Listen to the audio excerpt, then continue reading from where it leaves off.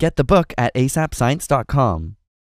From damming rivers to changing the chemistry of the atmosphere, humans have had a powerful impact on our planet. But what would happen if we suddenly disappeared? The first few weeks would be chaotic. Within hours, power plants would run out of fuel and shut down. As lights go out and electric fences lose their sting, over 1.5 billion cows, nearly 8 billion pigs, and more than 20 billion chickens will break out of their enclosures, desperate for food. Without any humans to feed them, most of these livestock will starve or become food for over 500 million dogs and a roughly equal number of cats who now have to fend for themselves. Of course, many of our fancy breeds are ill-suited for life in the wild and will probably be outcompeted by hardier mutts, not to mention wolves, coyotes, and wildcats. Other animals that depend on humans, from rats to cockroaches, will suffer drastic population declines. Some, like body lice and head lice, will go extinct. In the cities, many of our famous boulevards are now rivers. Without electric pumps to keep them dry, underground subway tunnels will quickly fill with water. Other streets will be overtaken with weeds and vines, followed by larger plants and trees. But before that happens, most cities will be wiped out by fire. Modern houses, especially in the suburbs, are still largely made of timber. With no firefighters around, a single lightning strike is all it takes to start a fire that could burn whole subdivisions to the ground.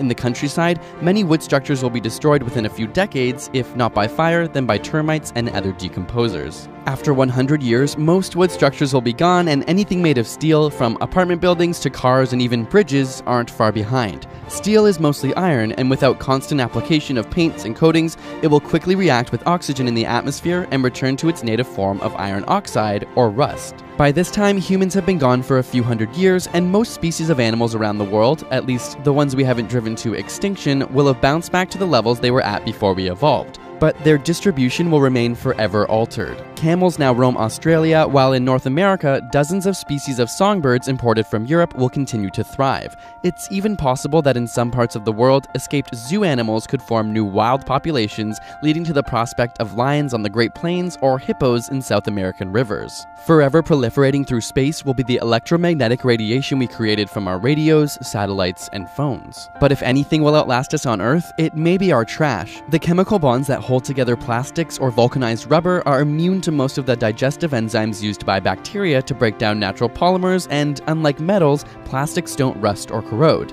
These microplastics escape into waterways or drift along in the ocean and are eventually deposited in sediments. Hundreds of millions of years from now, alien geologists from outer space may be surprised to find sedimentary rocks full of tiny carbon-based particles that were once part of rubber tires or plastic bags. Of course, whether something survives depends greatly on the conditions. Everything will last much longer in deserts where there's no moisture to speed up rusting or support decomposing organisms. And while the carbon cycle will return CO2 levels to equilibrium after a few thousand years, local deposits of long-lived organic chemicals or radioactive material could persist for a very, very long time. It's hard to know what alien paleontologists of the future will make of us, how they'll explain our love of plastic, or the fact that within a geological eye blink we exploded out of Africa to colonize virtually every inhabitable space on Earth.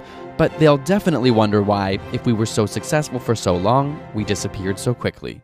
This episode is brought to you by Squarespace.com. If you've ever wanted to make your own website, Squarespace recently launched the latest version of their platform, Squarespace 7, which has a completely redesigned interface, integrations with Getty Images and Google Apps, new templates, and an incredible feature called Cover Pages. You can start a free trial at squarespace.com/asap, and if you decide to sign up, use the offer code ASAP at checkout to get 10% off. Thanks again to Squarespace for supporting our show. And if you haven't seen our latest ASAP thought video on why we mishear lyrics, you can check that out with the link in the description as well. It should give you a good laugh and hopefully solve some of the mysteries of your brain on music. And subscribe for more weekly science videos.